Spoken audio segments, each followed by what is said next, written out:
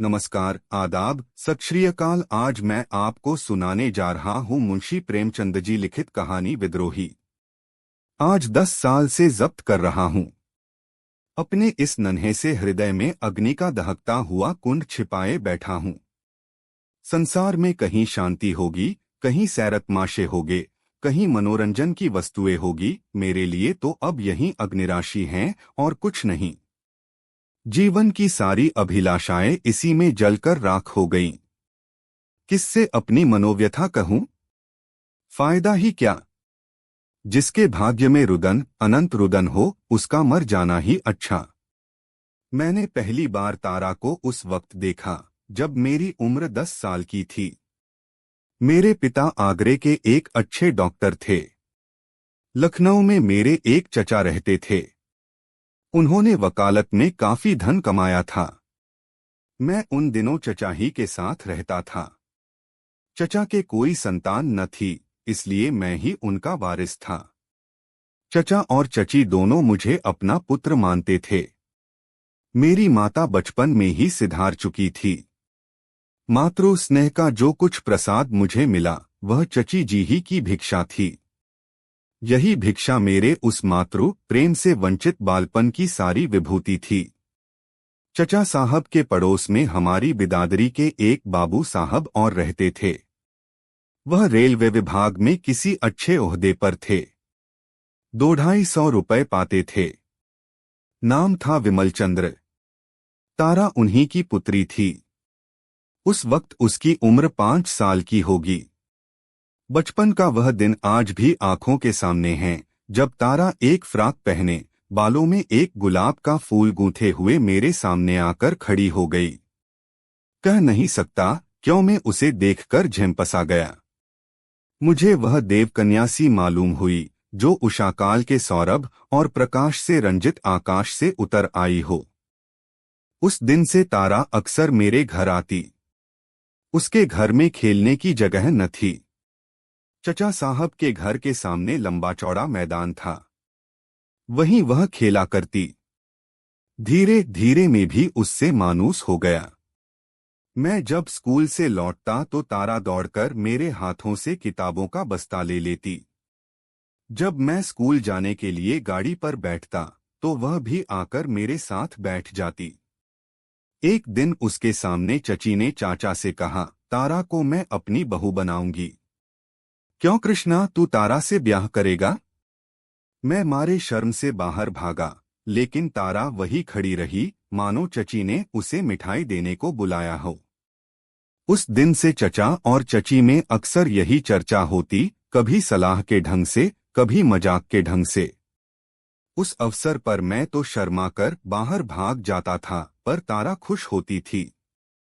दोनों परिवारों में इतना घराव था कि इस संबंध का हो जाना कोई असाधारण बात न थी।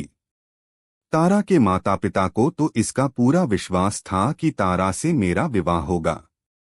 मैं जब उनके घर जाता तो मेरी बड़ी आवभगत होती। तारा की माँ उसे मेरे साथ छोड़कर किसी बहाने से टल जाती थी। किसी को अब इसमें शक न था कि तारा ही मेरी हद्येश्वरी होगी।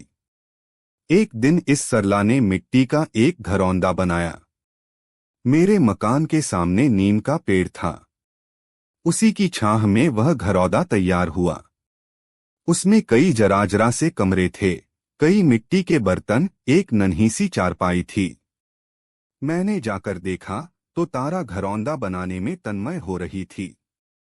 मुझे देखते ही दौड़कर मेरे पास आई और बोली, कृष्णा चलो हमारा घर देखो, मैंने अभी बनाया है। घरौंदा देखा तो हंसकर बोला, इसमें कौन रहेगा तारा? तारा ने ऐसा मुंह बनाया मानो वह व्यर्थ का प्रश्न था। बोली, क्यों, हम और तुम रहेंगे? जब हमारा तुम्हारा विवाह हो जाएगा तो हम लोग इसी घर में आकर रहेंगे। वह देखो तुम्हारी बैठक है, तुम यहीं बैठकर पढ़ोगे। दूसरा कमरा मेरा है, इसमें बैठकर मैं गुड़िया खेलूंगी। मैंने हंसी करके कहा, क्यों, क्या मैं सारी उम्र पढ़ता ही रहूंगा और तुम हमेशा गुड़िया ही खेलती रहोगी? तारा ने मेरी तरफ इस ढंग से देखा जैसे मेरी बात नहीं समझी। पगली जानती थी कि जिंदगी खेलने और हंसने ही के लिए हैं। यह न जानती थी कि एक दिन हवा का एक झोंका आएगा और इस घरौंदे को उड़ा ले जाएगा और इसी के साथ हम दोनों भी कहीं से खींचा उड़ेंगे। इसके बाद मैं पिताजी के पास चला आया और कई साल पढ़ता रहा। लखनऊ की जलवायु मेरे अनुकूल न थी या पिताजी ने मुझे अपने पास रखने के लिए यह बहाना किया था, मैं निश्चित नहीं कह सकता। इंटरमीडिएट तक मैंने आगरे ही में पढ़ा, लेकिन चचा साहब के दर्शनों के लिए बराबर जाता रहता था।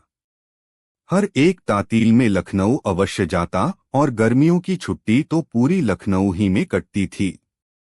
एक छुट्टी गुजरते ही दूसरी छुट्टी आने के दिन गिने जाते लगते थे।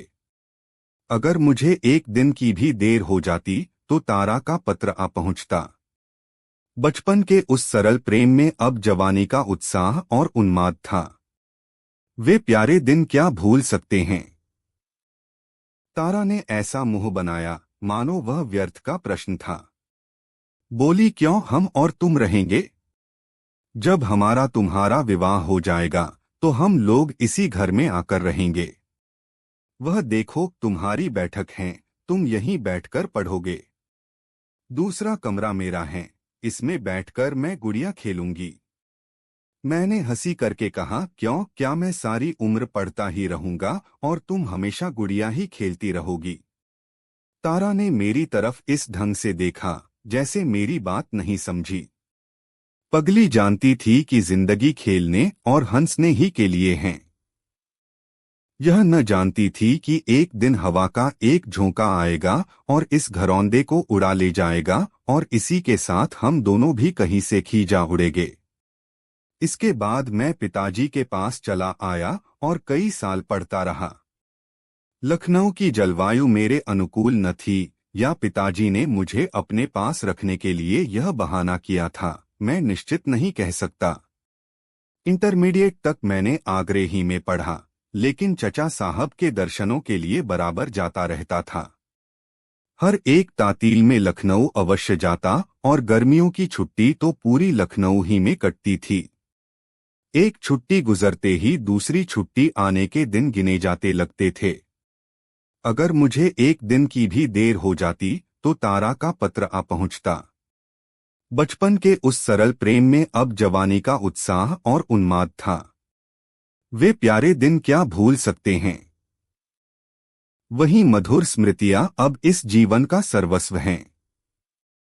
हम दोनों रात को सबकी नजरें बचाकर मिलते और हवाई किले बनाते।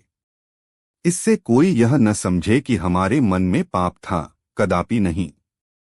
हमारे बीच में एक भी ऐसा शब्द, एक भी ऐसा संकेत न आने पाता जो हम दूसरों के सामने न कर सकते, जो उचित सीमा के बाहर होते। यह केवल वह संकोच था जो इस अवस्था में हुआ करता है। शादी हो जाने बाद भी तो कुछ दिनों तक स्त्री और पुरुष बड़ों के सामने बातें करते ल जाते हैं। हाँ, जो अंग्रेजी सभ्यता के उपासक हैं, उनकी बात में नहीं चलता। वे तो बड़ों के सामने आलिंगन और चुंबन तक करते हैं। हमारी मुलाकातें दोस्तों की मुलाकातें होती थी, कभी ताश की बाजी होती, कभी साहित्य की चर्चा, कभी स्वदेश सेवा के मंसूबे बंधते, कभी संसार यात्रा के। क्या कहूँ, तारा का हृदय कितना पवित्र था। अब मुझे ज्ञात हुआ कि स्त्री कैसे पुरुष पर नियंत्रण कर सकती हैं, कुत्सित को कैसे पवित्र बना सकती हैं। एक दूसरे से बातें करने में, एक दूसरे के सामने बैठे रहने में हमें असीम आनंद होता था। फिर प्रेम की बातों की जरूरत वहां होती है जहां अपने अखंड अनुराग, अपनी अतुल निष्ठा, अपने पूर्ण आत्मसमर्पण का विश्वास दिलाना होता है। हमारा संबंध तो स्थिर हो चुका था, केवल रस्में बाकी थी। वह मुझे अपनी पति समझती थी, मैं उसे अपनी पत्नी समझता था। ठाकुर जी को भोग लगाने के पहले थाल के पदार्थों को कौन हाथ लगा सकता है। हम दोनों में कभी कभी लड़ाई भी होती थी और कई कई दिनों तक बातचीत की नौबत न आती, लेकिन ज्यादती कोई करे, मनाना उसी को पड़ता था। मैं जरा सी बात पर तिनक जाता था। वह हंसमुख थी, बहुत ही सहनशील, लेकिन उसके साथ ही मानिनी भी परले सिरे की। मुझे खिलाकर भी खुद न खाती, मुझे हंसाकर भी खुद न हंसती। इंटरमीडिएट पास होते ही मुझे फौज में एक जगह मिल गई। उस विभाग के अफसरों में पिताजी का बड़ा मान था। मैं सार्जेंट हो गया और सौभाग्य से लखनऊ में ही मेरी नियुक्ति हुई। मुहमांगी मुराद पूरी हुई, मगर विधिवान कुछ और ही षड्यंत्र रच रहा था। मैं तो इस ख्याल में मग्न था कि कुछ दिनों में तारा मेरी होगी। उधर एक दूसरा ही गुल खिल गया। शहर के एक नामी रईस ने चचा जी से मेरे विवाह की बात छेड़ दी और 8,000 रुपए दहेज का वचन दिया। चचा जी के मुंह से लार टपक पड़ी। सोचा, यह आशातीत रकम मिलती है, इसे क्यों छोड़ूं? विमल बाबू की कन्या का विवाह कहीं नखी हो ही जाएगा। उन्हें सोचकर जवाब देने का वादा करके विदा किया और विमल बाबू को बुलाकर कहा, आज चौधरी साहब कृष्णा की शादी की बातचीत करने आए थे। आप तो उन्हें जानते होंगे, अच्छे रईस हैं, 8,000 दे रहे हैं। मैंने कह दिया, सोचकर जवाब दूंगा। आपकी क्या राय है? यह शादी मंजूर कर लूं? विमल बाबू ने चकित होकर कहा, यह आप क्या फरमाते हैं? कृष्णा की शादी तो तारा से ठीक हो चुकी है ना? चचा साहब ने अनजान बनकर कहा, यह तो मुझे आज मालूम हो रहा है। किसने ठीक की है यह शादी?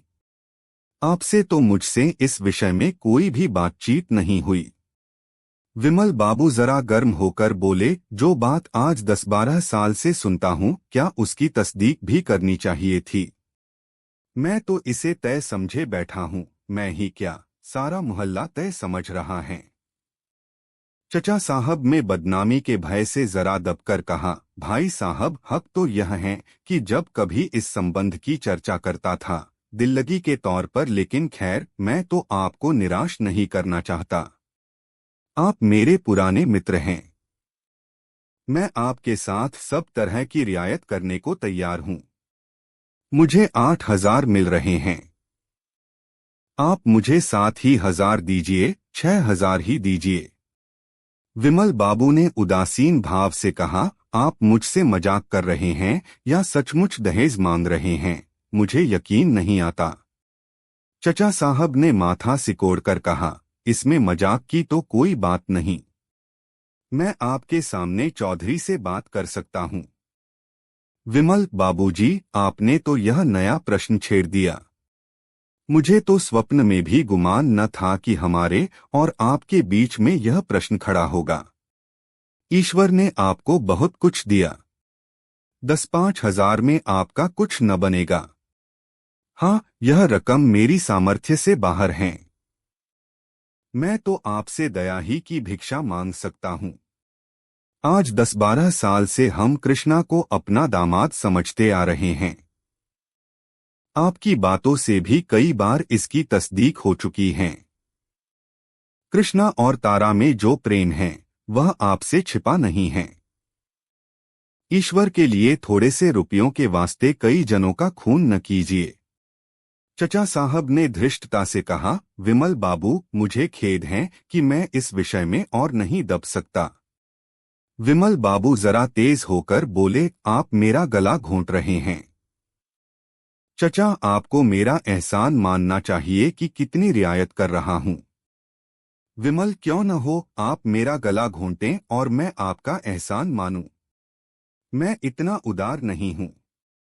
अगर मुझे मालूम होता कि आप इतने लोभी हैं, तो आपसे दूर ही रहता। मैं आपको सज्जन समझता था। अब मालूम हुआ कि आप भी कौड़ियों को गुलाम हैं। जिसकी निगाह में मुरोवत नहीं, जिसकी बातों का विश्वास नहीं, उसे मैं शरीफ नहीं कह सकता। आपको अख्तियार है, कृष्णा बाबू की शादी जहां चाहे करें, लेकिन आपको हाथ न मलना पड़े तो कहिएगा। तारा का विवाह तो कहीं न कहीं हो ही जाएगा और ईश्वर ने चाहा तो किसी अच्छे ही घर में होगा। संसार में सज्जनों का अभाव नहीं है, मगर आपके हाथ अपयश के सिवा और कुछ न लगेगा। चचा साहब ने त्योरियां चढ़ाकर कहा, अगर आप मेरे घर में न होते तो इस अपमान का कुछ जवाब देता। विमल बाबू ने छड़ी उठा ली और कमरे बाहर जाते हुए कहा, आप मुझे क्या जवाब देंगे? आप जवाब देने के योग्य ही नहीं हैं। उसी दिन शाम को जब मैं बैरक से आया और जलपान करके विमल बाबू के घर जाने लगा तो चची ने कहा, कहाँ जाते हो? विमल बाबू से और तुम्हारे चचाजी से आज एक झड़प हो गई। मैंने ठिठक कर ताज्जुब के साथ कहा, झड़प हो गई? किस बात पर? चची ने सारा का सारा वृत्तांत कह सुनाया और विमल को जितने काले रंगों में रंग सकी, रंग तुमसे क्या कहूँ बेटा, ऐसा मुहफट तो आदमी ही नहीं देखा। हजारों ही गालियों दी, लड़ने पर आमादा हो गया। मैंने 1 मिनट कर सन्नाटे में खड़े रहकर कहा, अच्छी बात है, वहां न जाऊंगा, बैरक जा रहा हूं। चची बहुत रोई, चिल्लाई, पर मैं एक क्षण भर भी न ठहरा। ऐसा जान पड़ता था जैसे कोई मेरे हृदय में भाले भोंक रहा है। घर से बैरक तक पैदल जाने में शायद मुझे 10 मिनट से ज्यादा न लगे। बार बार जी जुझलता था, चचा साहब पर नहीं, विमल बाबू पर भी नहीं, केवल अपने ऊपर। क्यों मुझ में इतनी हिम्मत नहीं है कि जाकर चचा साहब से कह दूं कोई लाख रुपए भी दे तो शादी न करूंगा? मैं क्यों इतना डरपोक, इतना तेजहीन, इतना दब्बू हो गया? इसी क्रोध में मैंने पिताजी को एक पत्र लिखा और वह सारा वृत्तांत सुनाने के बाद अंत में लिखा, मैंने निश्चय कर लिया है कि और कहीं शादी न करूंगा, चाहे मुझे आपकी अवज्ञा ही क्यों न करनी पड़े। उस आवेश में न जाने क्या क्या लिख गया, अब याद भी नहीं। इतना याद है कि 10-12 पन्ने 10 मिनट में लिख डाले थे। संभव होता तो मैं यही सारी बातें तार से भेजता। 3 दिन मैं बड़ी व्यग्रता के साथ काटे। उसका केवल अनुमान किया जा सकता है। सोचता, तारा हमें अपने मन में कितना नीच समझ रही होगी। कई बार जी में आया कि चलकर उसके पैरों पर गिर पड़ूं और कहूं, देवी मेरा अपराध क्षमा करो, चचा साहब के कठोर व्यवहार की परवाह न करो। मैं तुम्हारा था और तुम्हारा हूं। चचा साहब मुझसे बिगड़ जाए, पिताजी घर से निकाल दें, मुझे किसी की परवाह नहीं है, लेकिन तुम्हें खोकर मेरा जीवन ही खो जाएगा। तीसरे दिन पत्र का जवाब आया। रही सी आशा भी टूट गई। वही जवाब था जिसका मुझे शंका थी। लिखा था, भाई साहब मेरे पूज्य हैं। उन्होंने जो निश्चय किया है उसके विरुद्ध मैं एक शब्द भी मुंह से नहीं निकाल सकता और तुम्हारे लिए भी यही उचित है कि उन्हें नाराज न करो। मैंने उस पत्र को फाड़कर पैरों से कुचल दिया और उसी वक्त विमल बाबू के घर की तरफ चला। आह! उस वक्त अगर कोई मेरा रास्ता रोक लेता, मुझे धमकता कि उधर मत जाओ, तो मैं विमल बाबू के पास जाकर ही दम लेता और आज मेरा जीवन कुछ और ही होता। पर वहां मना करने वाला कौन बैठा था? कुछ दूर चलकर हिम्मत हार बैठा। लौट पड़ा। कह नहीं सकता क्या सोचकर लौटा। चचा साहब की अप्रसन्नता का मुझे रत्ती भर भी भय न था। उनकी अब मेरे दिल में कोई इज्जत न थी। मैं उनकी सारी संपत्ति को ठुकरा देने को तैयार था। पिताजी के नाराज हो जाने का भी डर न था। संकोच केवल यह था, कौन मुंह लेकर जाऊं, आखिर मैं उन्हीं चचा का भतीजा हूं। विमल बाबू मुझसे मुखातिब न हुए या जाते ही जाते दुत्कार दिया, तो मेरे लिए डूब मरने के सिवा और क्या रह जाएगा। सबसे बड़ी शंका यह थी कि कहीं तारा ही मेरा तिरस्कार कर बैठे तो मेरी क्या गति होगी। हाय! अहृदय तारा, निष्ठुर तारा, अबोध तारा, अगर तूने उस वक्त 2 शब्द लिखकर मुझे तसल्ली दे दी होती तो आज मेरा जीवन कितना सुखमय होता। तेरे मौन के मुझे मटिया मेट कर दिया, सदा के लिए। आह! सदा के लिए। 3 दिन बाद फिर मैंने अंगारों पर लोट लोट कर काटे। ठान लिया था कि अब किसी से न मिलूंगा। सारा संसार मुझे अपना शत्रु सा दिखता था। तारा पर भी क्रोध आता था। चचा साहब की तो सूरत से मझू घृणा हो गई थी, मगर तीसरे दिन शाम को चचा जी का रुक्का पहुंचा, मुझसे आकर मिल जाओ। जी मैं तो आया, लिख दूं, मेरा आपसे कोई संबंध नहीं, आप समझ लीजिए, मैं मर गया। मगर फिर उनके स्नेह और उपकारों की याद आ गई। खरीखरी सुनाने का भी अच्छा अवसर मिल रहा था। हृदय में युद्ध का नशा और जोश भरे हुए मैं चचाजी की सेवा में गया। चचाजी ने मुझे सिर से पैर तक देखकर कहा, क्या आजकल तुम्हारी तबीयत अच्छी नहीं है? राय साहब सीताराम तशरीफ लाए थे, तुमसे कुछ बातें करना चाहते थे। कल सवेरे मौका मिले तो चले आना, या तुम्हें लौटने की जल्दी न हो तो मैं इसी वक्त बुला भेजूं। मैं समझ गया कि यह राय साहब कौन हैं, लेकिन अनजान बनकर बोला, यह राय साहब कौन हैं? मेरा तो उनसे परिचय नहीं है। चचाजी ने लापरवाही से कहा, अजी, यह वही महाशय हैं जो तुम्हारे ब्याह के लिए घेरे हुए हैं। शहर के रईस और कुलीन आदमी हैं। लड़की भी बहुत अच्छी हैं, कम से कम तारा से कई गुनी अच्छी। मैंने हाँ कर लिया है। तुम्हें भी जो बातें पूछनी होस उनसे पूछ लो। मैंने आवेश के उमड़ते हुए तूफान को रोककर कहा, आपने नाहक हाँ की। मैं अपना विवाह नहीं करना चाहता। चचाजी ने मेरी तरफ आंखें फाड़कर कहा, क्यों? मैंने उसी निर्भीकता से जवाब दिया, इसीलिए कि मैं इस विषय में स्वाधीन रहना चाहता हूँ। चचाजी ने जरा नर्म होकर कहा, मैं अपनी बात दे चुका हूँ, क्या तुम्हें इसका कुछ ख्याल नहीं है? मैंने उद्दंडता से जवाब दिया, जो बात पैसों पर बिकती है उसके लिए मैं अपनी जिंदगी नहीं खराब कर सकता। चचा साहब ने गंभीर भाव से कहा, यह तुम्हारा आखिरी फैसला है? जी हाँ, आखिरी। पछताना पड़ेगा। आप इसकी चिंता न करें, आपको कष्ट देने न आऊंगा। अच्छी बात है। यह कहकर वह उठे और अंदर चले गए। मैं कमरे से निकला और बैरक की तरफ चला। सारी पृथ्वी चक्कर खा रही थी, आसमान नाच रहा था और मेरी देह हवा में उड़ी जाती थी।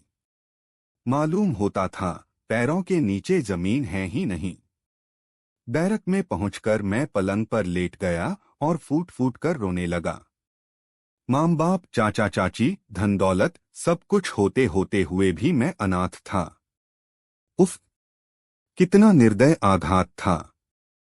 सवेरे हमारे रेजिमेंट को देहरादून जाने का हुक्म हुआ। मुझे आखेसी मिल गई। अब लखनऊ कांटे खाता था। उसके गलीकूचों तक से घृणा हो गई थी। एक बार जी में आया, चलकर तारा से मिल लूं, मगर फिर वही शंका हुई, कहीं वह मुखातिब न हुई तो। विमल बाबू इस दशा में भी मुझसे उतना ही स्नेह दिखाएंगे जितना अब तक दिखाते आए हैं, इसका मैं निश्चय न कर सका। पहले मैं धनी परिवार का दीपक था, अब एक अनाथ युवक जिसे मजूरी के सिवा और कोई अवलंब नहीं था। देहरादून में अगर कुछ दिन मैं शांति से रहता तो संभव था मेरा आहत हृदय संभल जाता और मैं विमल बाबू को मना लेता, लेकिन वहां पहुंचे एक सप्ताह भी न हुआ था कि मुझे तारा का पत्र मिल गया। पते को देखकर मेरे हाथ कांपने लगे, समस्त देह में कंपन सा होने लगा। शायद शेर को देखकर भी मैं इतना भयभीत न होता। हिम्मत ही न पड़ती थी कि उसे खोलूं। वही लिखावट थी, वही मोतियों की लड़ी, जिसे देखकर मेरे लोचन तृप्त हो जाते थे, जिसे चूमता था और हृदय से लगाता था। वही काले अक्षर आज नागिनों से भी ज्यादा डरावने मालूम होते थे। अनुमान कर रहा था कि उसने क्या लिखा होगा, पर अनुमान की दूर तक दौड़ भी पत्र के विषय तक न पहुंच सकी। आखिर एक बार कलेजा मजबूत करके मैंने पत्र खोल डाला। देखते ही आंखों में अंधेरा छा गया। मालूम हुआ किसी ने शीशा पिघला कर पिला दिया। तारा का विवाह तय हो गया था।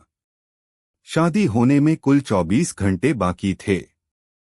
उसने मुझसे अपनी भूलों के लिए क्षमा मांगी और विनती की थी कि मुझे भूला देना।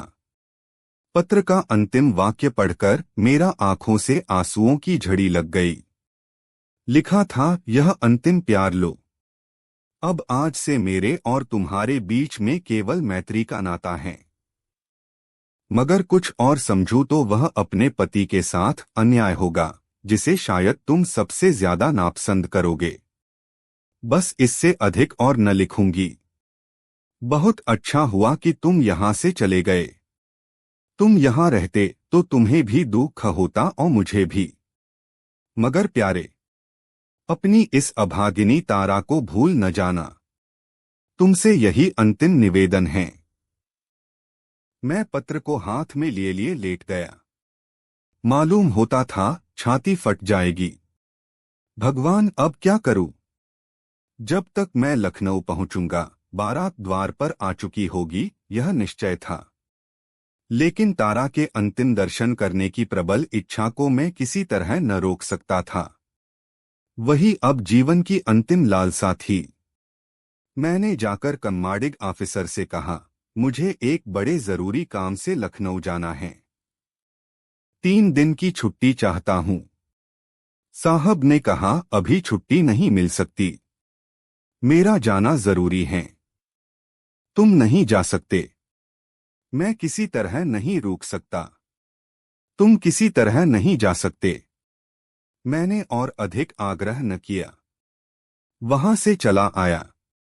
रात की गाड़ी से लखनऊ जाने का निश्चय कर लिया। कोर्ट मार्शल का अब मुझे जरा भी डर न था। जब मैं लखनऊ पहुंचा तो शाम हो गई थी। कुछ देर तक मैं प्लेटफार्म से दूर खड़ा अंधेरा हो जाने का इंतजार करना रहा। तब अपनी किस्मत के नाटक का सबसे भीषण कांड देखने चला। बारात द्वार पर आ गई थी। गैस की रोशनी हो रही थी। बाराती लोग जमा थे। हमारे मकान की छत तारा की छत से मिली हुई थी। रास्ता मर्दाने कमरे की बगल से था। चचा साहब शायद कहीं सैर करने गए हुए थे। नौकर चाकर सब बारात की बहार देख रहे थे। मैं चुपके से जीने पर चढ़ा और छत पर जा पहुंचा। वहां इस वक्त बिल्कुल सन्नाटा था। उसे देखकर मेरा दिल भर आया। हाय, यही वह स्थान है जहां हमने प्रेम के आनंद उठाए थे। यहीं मैं तारा के साथ बैठकर जिंदगी के मंसूबे बांधता था। यही स्थान मेरी आशाओं का स्वर्ग और मेरे जीवन का तीर्थ था। इस जमीन का एक एक अणु मेरे लिए मधुर स्मृतियों से पवित्र था। पर हाय, मेरे हृदय की भांति आज वह भी उजड़ सुनसान अंधेरा था। मैं उसी जमीन से लिपटकर खूब रोया, यहां तक कि हिचकियां बंध गई। काश इस वक्त तारा वहां आ जाती तो मैं उसके चरणों पर सिर रखकर हमेशा के लिए सो जाता। मुझे ऐसा भासित होता था कि तारा की पवित्र आत्मा मेरी दशा पर रो रही है। आज भी तारा यहां जरूर आई होगी। शायद इसी जमीन पर लिपटकर वह भी रोई होगी। उस भूमि से उसके सुगंधित केशों की महक आ रही थी। मैंने जेब से रुमाल निकाला और वहां की धूल जमा करने लगा। एक क्षण में मैंने सारी छत साफ कर डाली और अपनी अभिलाषाओं की इस राख को हाथ में लिए घंटों रोया। यही मेरे प्रेम का पुरस्कार है, यही मेरी उपासना का वरदान है, यही मेरे जीवन की विभूति है। हायरी दुर्दशा। नीचे विवाह के संस्कार हो रहे थे। ठीक आधी रात के समय वधू मंडल के नीचे आई, अब भावरे होगी। मैं छत के किनारे चला आया और यह मर्मांतक दृश्य देखने लगा। बस यही मालूम हो रहा था कि कोई हृदय के टुकड़े किए डालता है। आश्चर्य है, मेरी छाती क्यों न फट गई, मेरी आंखें न निकल पड़ी। वह मंडप मेरे लिए एक चिता थी, जिसमें वह सब कुछ जिस पर मेरे जीवन का आधार था जला जा रहा था। भावरें समाप्त हो गईं तो मैं कोठे से उतरा। अब क्या बाकी था?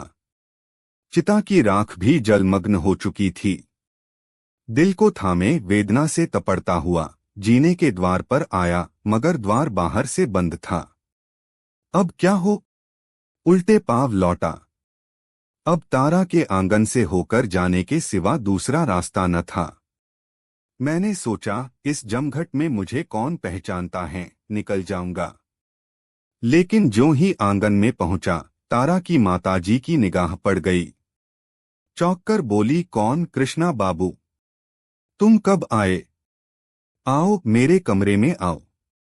तुम्हारे चचा साहब के भय से हमने तुम्हें न्योता नहीं भेजा। तारा प्रातःकाल विदा हो जाएगी। आओ, उससे मिल लो। दिन भर से तुम्हारी रट लगा रही हैं। यह कहते हुए उन्होंने मेरा बाजू पकड़ लिया और मुझे खींचते हुए अपने कमरे में ले गई। फिर पूछा, अपने घर से होते हुए आए हो न? मैंने कहा, मेरा घर यहाँ कहाँ है? क्यों, तुम्हारे चचा साहब नहीं हैं? हाँ, चचा साहब का घर है, मेरा घर अब कहीं नहीं है। बनने की कभी आशा थी, पर आप लोगों ने वह भी तोड़ दी। हमारा इसमें क्या दोष था भैया? लड़की का ब्याह तो कहीं न ही करना था। तुम्हारे चचाजी ने तो हमें मंझधार में छोड़ दिया था। भगवान ही ने उबारा। क्या अभी स्टेशन से चले आ रहे हो? तब तो अभी कुछ खाया भी न होगा। हाँ, थोड़ा सा जहर लाकर दीजिए, यही मेरे लिए सबसे अच्छी दवा है। वृद्धा विस्मित होकर मुंह ताकने लगी। मुझे तारा से कितना प्रेम था, वह बेचारी क्या जानती थी। मैंने उसी विरक्ति के साथ फिर कहा, जब आप लोगों ने मुझे मार डालने ही का निश्चय कर लिया, तो अब देर क्यों करती हैं? आप मेरे साथ यह दगा करेंगी, यह मैं न समझता था। खैर, जो हुआ अच्छा ही हुआ। चचा और बाप की आंखों से गिरकर मैं शायद आपकी आंखों में भी न जंचता। बुढ़िया ने मेरी तरफ शिकायत की नजरों से देखकर कहा, तुम हमको इतना स्वार्थी समझते हो बेटा? मैंने जले हुए हृदय से कहा, अब तक तो न समझता था, लेकिन परिस्थिति ने ऐसा समझने को मजबूर किया। मेरे खून का प्यासा दुश्मन भी मेरे ऊपर इससे घातक वार न कर सकता। मेरा खून आप ही की गर्दन पर होगा। तुम्हारे चचाजी ने ही तो इनकार कर दिया। आप लोगों ने मुझसे भी कुछ पूछा, मुझसे भी कुछ कहा, मुझे भी कुछ कहने का अवसर दिया। आपने तो ऐसी निगाहें फेरी जैसे आप दिल से यही चाहती थी। मगर अब आपसे शिकायत क्यों करूं? तारा खुश रहे, मेरे लिए यही बहुत है। तो बेटा, तुमने भी तो कुछ नहीं लिखा। अगर तुम एक पुर्जा लिख देते तो हमें तस्कीन हो जाती। हमें क्या मालूम था कि तुम तारा को इतना प्यार करते हो। हमसे जरूर भूल हुई, मगर उससे बड़ी भूल तुमसे हुई। अब मुझे मालूम हुआ कि तारा क्यों बराबर डाकिये को पूछती रहती थी। अभी कल वह दिन भर डाकिये का राह देखती रही। जब तुम्हारा कोई खत नहीं आया, तब वह निराश हो गई। बुला लूं उसे? मिलना चाहते हो? मैंने चारपाई से उठकर कहा, नहीं नहीं, उसे मत बुलाइए। मैं अब उसे नहीं देख सकता। उसे देखकर मैं न जाने क्या कर बैठूं। यह कहता हुआ मैं चल पड़ा। तारा की मां ने कई बार पुकारा, पर मैंने पीछे फिर कर भी न देखा। यह है मुझ निराश की कहानी। इसे आज 10 साल गुजर गए। इन 10 सालों में मेरे ऊपर जो कुछ बीती, उसे मैं ही जानता हूं। कई कई दिन मुझे निराहार रहना पड़ा है। फौज से तो उसके तीसरे ही दिन निकाल दिया गया था। अब मारे मारे फिरने के सिवा मुझे कोई काम नहीं। पहले तो काम मिलता ही नहीं, और अगर मिल भी गया तो मैं टिकता नहीं। जिंदगी पहाड़ हो गई है। किसी बात की रुचि नहीं रही। आदमी की सूरत से दूर भागता हूं। तारा प्रसन्न है। 3-4 साल हुए, एक बार मैं उसके घर गया था। उसके स्वामी ने बहुत आग्रह करके बुलाया था। बहुत कस्में दिलाईं। मजबूर होकर गया। यह कली अब खिलकर फूल हो गई हैं। तारा मेरे सामने आई। उसका पति भी बैठा हुआ था। मैं उसकी तरफ ताक न सका। उसने मेरे पैर खींच लिए। मेरे मुंह से एक शब्द भी न निकला। अगर तारा दुखी होती, कष्ट में होती, फटेहालों में होती तो मैं उस पर बलि हो जाता, पर संपन्न, सरस, विकसित तारा मेरी संवेदना के योग्य न थी। मैं इस कुटिल विचार को न रोक सका। कितनी निष्ठुरता, कितनी बेवफाई। शाम को मैं उदास बैठा वहां जाने पछता रहा था कि तारा का पति आकर मेरे पास बैठ गया और मुस्कुराकर बोला, बाबूजी, मुझे यह सुनकर खेद हुआ कि तारा से मेरे विवाह हो जाने का आपको बड़ा सदमा हुआ। तारा जैसी रमणी शायद देवताओं को भी स्वार्थी बना देती, लेकिन मैं आपसे सच कहता हूँ, अगर मैं जानता कि आपको उससे इतना प्रेम है तो मैं हरगिज आपकी राह का कांटा न बनता। शोक यही है कि मुझे बहुत पीछे मालूम हुआ। तारा मुझसे आपकी प्रेम कथा कह चुकी हैं। मैंने मुस्कुराकर कहा, तब तो आपको मेरी सूरत से घृणा होगी। उसने जोश से कहा, इसके प्रतिकूल मैं आपका आभारी हूँ। प्रेम का ऐसा पवित्र, ऐसा उज्ज्वल आदर्श आपने उसके सामने रखा। वह आपको अब भी उसी मोहब्बत से याद करती हैं। शायद कोई दिन ऐसा नहीं जाता कि आपका जिक्र न करती हो। आपके प्रेम को वह अपनी जिंदगी की सबसे प्यारी चीज समझती हैं। आप शायद समझते हो कि उन दिनों की याद करके उसे दुख होता होगा। बिल्कुल नहीं, वही उसके जीवन की सबसे मधुर स्मृतियां हैं। वह कहती हैं, मैंने अपने कृष्णा को तुम में पाया है। मेरे लिए इतनी ही काफी हैं। यदि आपको कहानी पसंद आई हो तो कमेंट जरूर कीजिए और चैनल को सब्सक्राइब करना ना भूलिए। और भी इसी तरह की कहानियां सुनने के लिए घंटे का बटन दबाइए।